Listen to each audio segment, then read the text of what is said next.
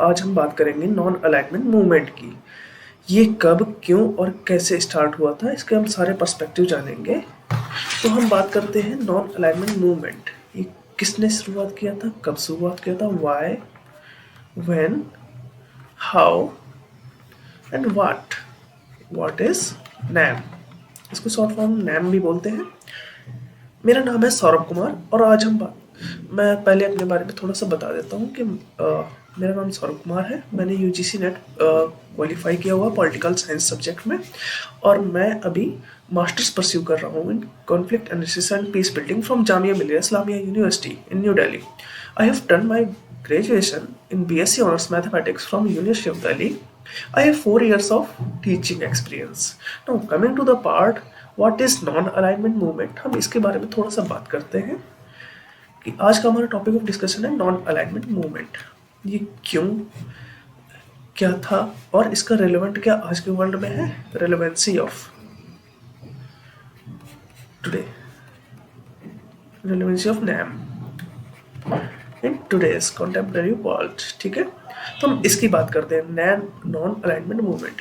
ये अगर हम बात करें तो ये क्यों हुआ था, because of the impact of cold war. What is cold war? Cold war is basically two blocks of USA and USSR, a kind of Cold War which has no direct impact of war but rather a proxy war। हम बात करते हैं proxy. What is proxy? तो proxy के मतलब कि छद्म युद्ध जिसको बोलते हैं कि आप डायरेक्टली तो किसी से वॉर नहीं कर रहे हो, लेकिन आप एक राइवलरी है, आपके मन में पशुपेश है आपके, उस चीज़ को हम बोलते हैं आपका कोल्ड वॉर। कोल्ड वॉर में आपका दो ब्लॉक थे, एक यूएसए का ब्लॉक था, एक यूएसएसआर का। ये वेस्टर्न वर्ल्ड था, वेस्टर्न ब्लॉक, और ये था आपका सोवियत ब्लॉक। तो हम इसके बात करते हैं कि इन दोनों के कंटेम्प्रेरी जो राइवलरी थी, उस राइवलरी से बचने के लिए यहाँ पे 5 मेजर लीडर थे। जो लीडर थे उन्होंने क्या किया, एक नैम लॉन्च किया। इसमें ये कब हुआ था, एक 1955 में बांडोंग कॉन्फ्रेंस हुई थी इंडोनेशिया में। उस चीज़ को सॉल्व करने के लिए कि किस तरह से हम यहाँ पे किसी के साथ हम अलाइन ना होकर हम खुद की अपनी आज़ाद फॉरेन पॉलिसी रखें।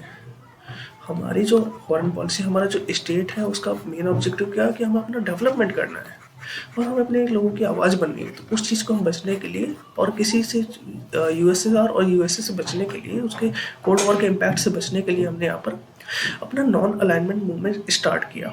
तो हम बाय वन एक एक चीज़ हम देखते हैं। तो नॉन अलाइनमेंट मूवमेंट में जो एज ऑफ 2018 यहाँ पे 120 मेंबर्स हैं और क्या है यहाँ पर 18 मेंबर स्टेट है आपके ऑब्जर्वर्स। हम बात करते हैं तो ये है second largest group after UN. ये यूनाइटेड नेशंस है, उसके बाद का सबसे बड़ा ग्रुप है। ये इंटरनेशनल ऑर्गेनाइजेशन है जिसमें 120 से ज़्यादा मेंबर्स हैं और 18 क्या आपके ऑब्जर्वर स्टेट है। तो इसका 5 फाउंडिंग मेंबर्स थे। कौन कौन से? इंडिया, इजिप्ट, इंडोनेशिया और घाना और यूगोस्लाविया। ये 5 थे। तो इन ये सारे 5 लीडर की आपकी तस्वीर यहाँ पे दिख रही है। हमारे प्राइम मिनिस्टर साहब थे, ये घाना के प्राइम मिनिस्टर प्रेसिडेंट थे, ये कमाल अब्दुल नासिर थे, ये सेकंड प्राइम मिनिस्टर प्रेसिडेंट थे इजिप्ट के, ये सुकार्नो साहब हैं पीएम थे ये इंडोनेशिया के, और ये थे टीटो साहब यूगोस्लाविया के प्रेसिडेंट। तो इन 5 ने बांडुंग कॉन्फ्रेंस में मिलकर एक अपना कंसेंसस दिया कि हम इस जो 2 सोवियत ब्लॉक्स है, इन दोनों से 2 ब्लॉक्स हैं, सोवियत यूनियन और यूएसए का, इन दोनों से हम हटके अपनी आज़ाद फॉरेन पॉलिसी रखते हैं और हमें अपना, बिकॉज हम अभी अभी आज़ाद हुए हैं। किससे आज़ाद हुए हम? कॉलोनियलिज्म से आज़ाद हुए अभी हम, वही सारे कॉलोनियलिज्म से आज़ाद हुए जब। तो इससे बचने के लिए आपको क्या करना पड़ेगा कि आपको ना डेवलपमेंट पर्सपेक्टिव देखना होगा यहाँ पे। उस डेवलपमेंट पर्सपेक्टिव में आपको सबसे अच्छा है कि आपको दोनों साइड से किसी पे भी ना किसी के आप साथ रहो, है ना, क्या अगेंस्ट भी नहीं आपके, है ना, और ना आपके साथ अलाइन है। दोनों चीज़ नहीं होगा, हम दोनों में ना आपके साथ है ना आपके अगेंस्ट है, ठीक है। हम खुद के अलग इंडिपेंडेंट हैं, हमारी खुद की आज़ाद फॉरेन पॉलिसी है। जब हम इंडिया 1947 के बाद इंडिपेंडेंट हुआ, 1947 में जब इंडिपेंडेंट हुआ ब्रिटिशर से, कॉलोनियलिज्म से, तो उन्होंने देखा कि यहाँ पे तो दुनिया दो ध्रुवों में बटी हुई है, यूएसए का है और यूएसएसआर का ब्लॉक है। अगर हम दोनों में से चाहते हैं तो हमें किसी न किसी से लड़ाई लेनी पड़ेगी। बोलेंगे कि नहीं ये आपका राइवल अच्छा यूएसए है और यूएसएसआर है। इधर अगर हम यूएसए के साथ जाते हैं तो आपका यूएसएसआर नाराज होता, और यूएसएसआर के जाते तो यूएसए नाराज होता। तो हमें दोनों से मिल के चलना है, हमें किसी के साथ अलाइन तो नहीं होना, बट हमें अपना अपना मीन्स इस्टेब्लिश करने के लिए आपको दोनों से फ्रेंडशिप रखनी है, ठीक है। ना हम आपको ज्वाइन करेंगे ना हम आपके अगेंस्ट हैं। ये चीज़ की पॉलिसी को बोलते हैं हम नॉन अलाइनमेंट मूवमेंट। और ये उस टाइम पे जरूरी भी था। तो हमारे जो प्राइम मिनिस्टर थे जे नेहरू साहब, इन्होंने ये 5 एजेंडा ट्रांसफर किया, जिसको हम पंचशील भी बोलते हैं। पंचशील के ही मोटिव में हमने इसको भी ट्रांसफर किया कि हम जो भी हमारे एजेंडा है जो नॉन अलाइनमेंट मूवमेंट का, हम इस चीज़ को एक अलग से थर्ड ब्लॉक बना देंगे। थर्ड ब्लॉक कंट्रीज हो जाएगी, नेशंस और कंट्रीज, कि आप ना तो इनके साथ हैं, ना यूएसए ना यूएसएसआर, और आपकी आज़ाद फॉरेन पॉलिसी आपके खुद के है ना, अपने गोल्स है कि आपको डेवलपमेंट करना है, डेवलपमेंट ओरिएंटेड है कि आप क्या है, एक अब डेवलपिंग कंट्री है ना। कंट्रीज के लिए सबसे बड़ा पर्सपेक्टिव क्या है कि आपको डेवलप होना है, अपने लोगों के लिए सोचना है आपको, है ना। तो इस चीज़ को हम बोलते हैं नॉन अलाइनमेंट मूवमेंट।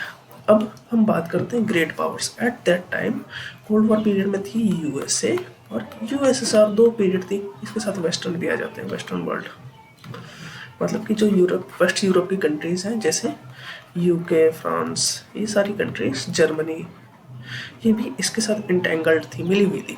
यूएसएसआर का चाइना था, क्यूबा हो गया। और हम बात करते हैं तो इनके वे में ना जाके हमारा खुद का ओन वे था, और ओन वे।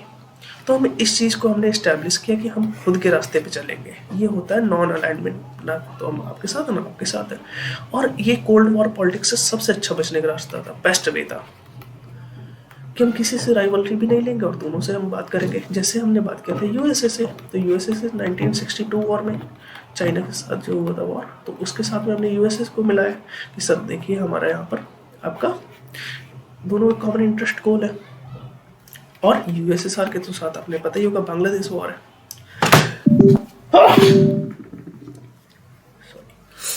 तो इस चीज़ को हमको इस्टेब्लिश करने के लिए यहाँ पर हमने अपनी फॉरेन पॉलिसी में नैम को ऐड किया कि हम इस चीज़ से अपनी फॉरेन पॉलिसी को यहाँ पे रोल करेंगे कि हमारी फॉरेन पॉलिसी में क्या है कि हम किसी के साथ नहीं हैं, अपनी खुद की आज़ाद फॉरेन पॉलिसी है। और एक इम्पॉर्टेंट पार्ट हमने इसको बना दिया, ठीक है। India ensured that she would not take any order from any foreign entity.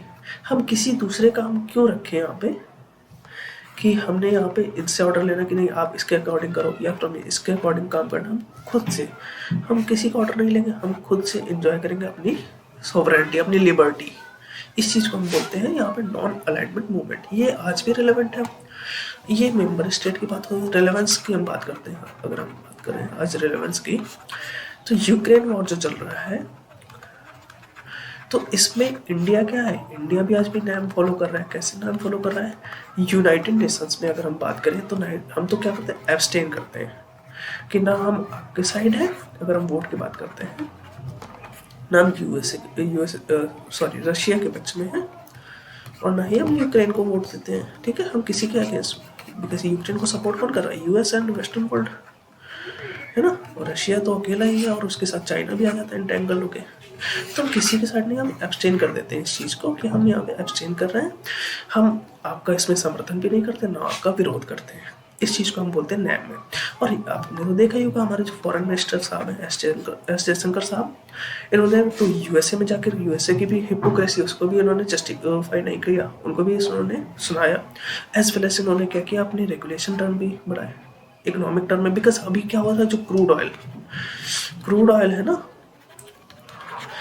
इसके दाम बहुत ज़्यादा बढ़ रहे हैं, इसके प्राइसेस है ना राइज कर रहे हैं। तो इस चीज़ को हमको सॉल्व करने के लिए हमें हमारे अगर प्राइस राइज होंगे तो इन्फ्लेशन आएगी।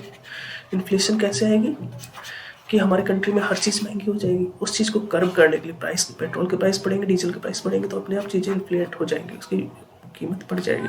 तो इसको हमें काउंटर करने के लिए हमने क्या किया, रशिया से चीप ऑयल बाय किया। ठीक है, चीप ऑयल मतलब कि हमने डिस्काउंटेड ऑयल प्राइस किया। ठीक है, डिस्काउंट दिया उसने हमको ऑयल। तो हम इस चीज़ को भी अब देख रहे हैं साथ में, और हम क्या कर रहे हैं एज वेल एज ह्यूमैनिटेरियन जो एड है हम किसको दे रहे हैं, यूक्रेन को दे रहे हैं। तो इस चीज़ को आज भी है ना जस्टिफाई हम कर रहे हैं। ठीक है, कि देखिए हम तो सब दोनों साइड से काम कर रहे हैं। यूक्रेन को भी हम ह्यूमैनिटेरियन असिस्टेंट दे रहे हैं, उनका भी समर्थन कर रहे हैं कि आप अपनी है ना। और अभी आपने बोला था कि जो मोदी जी गए थे, तो उन्होंने बोला this is not the era of war. किसके सामने बोला था, पुतिन साहब के सामने बोला था कि it is not an era of war, है ना। आपको बात किससे करनी होगी, डिप्लोमेसी से बात करनी होगी। और हम तो किसका, यूएन का चार्टर फॉलो करते हैं। यूएन क्या कहता है, यूएन बोलता है पीस की, यूएन बोलता है डिप्लोमेसी की बात करता है कि आपको कोई भी कंट्री पे अटैक नहीं करना। तो अब हम बात करते हैं इंडिया और नैम, है ना, इंडिया और नॉन अलाइनमेंट मूवमेंट की बात करते हैं। तो ये हमारी फॉरेन पॉलिसी का एक इंडिपेंडेंट पार्ट बन गया, एक इंटीग्रल पार्ट बन गया कि जब भी हमारे जितने भी प्राइम मिनिस्टर थे, जितने भी उनकी गवर्नमेंट आई, तो सबने इस चीज़ को फॉलो किया। ठीक है, कि हम किसी के इंटेंगल्ड तो नहीं होते, लेकिन हम थोड़ा सा उनसे चीज़ों से सीखेंगे, उनसे हेल्प लेंगे और अपने कंट्री को खुद से ग्रो करेंगे। इस चीज़ को बोलते हैं हम नैम। और इस चीज़ में रिक्वायरमेंट हम, और चार्टर यूएन का हम चार्टर फॉलो करते हैं, यूएन चार्टर को फॉलो करते हैं हम इस चीज़ में कि जो पीस की बात करता है, पीस एक एजेंडा है ना, एजेंडा फॉर पीस। जो बुतरस गाली थे 1992 में, इन्होंने एक एजेंडा फॉर पीस को डिस्क्राइब किया था। तो उस चीज़ की हम बात करते हैं कि आपको कोई भी वॉर से सॉल्यूशन नहीं निकलेगा। आपको पीस करना है तो आपको नेगोशिएशन करनी पड़ेगी, आपको डिप्लोमेसी करनी पड़ेगी, आपको बातचीत करनी पड़ेगी। उस चीज़ की हम बात करते हैं। और ये पंचशील के एग्रीमेंट को भी हमने इसी में एसोसिएट किया कि हम किसी इंटरनल अफेयर्स में हम इंटरफेयर नहीं करेंगे, हम इक्वलिटी रखेंगे, और रेशियल डिस्क्रिमिनेशन के हम अगेंस्ट होंगे, कॉलोनाइजेशन के अगेंस्ट होंगे हम, बिकॉज हम तो उसी को सफ़र करके आए हैं ना। 200 सालों तक हमने कॉलोनाइजेशन को सफ़र किया हुआ है, ब्रिटिश उस चीज़ को। और सबसे ज़्यादा इम्पोर्टेंट, हम अपने पीपल्स लिबर्टी, हम उन चीज़ों की ज़्यादा महत्व देंगे, हम पीस की ओर बढ़ेंगे। तो इस चीज़ को हम बात करते हैं justice, peace and international organisation के अकॉर्डिंग हम चलेंगे, जैसे हम फॉलो करते हैं सिर्फ यूएन यूनाइटेड नेशंस को। तो आई थिंक आपको ये समझ में आया होगा। आशा करता हूँ कि जो भी आपका फीडबैक होगा वो आपको पसंद होगा। आप वो कमेंट बॉक्स में आप लिख सकते हैं। धन्यवाद।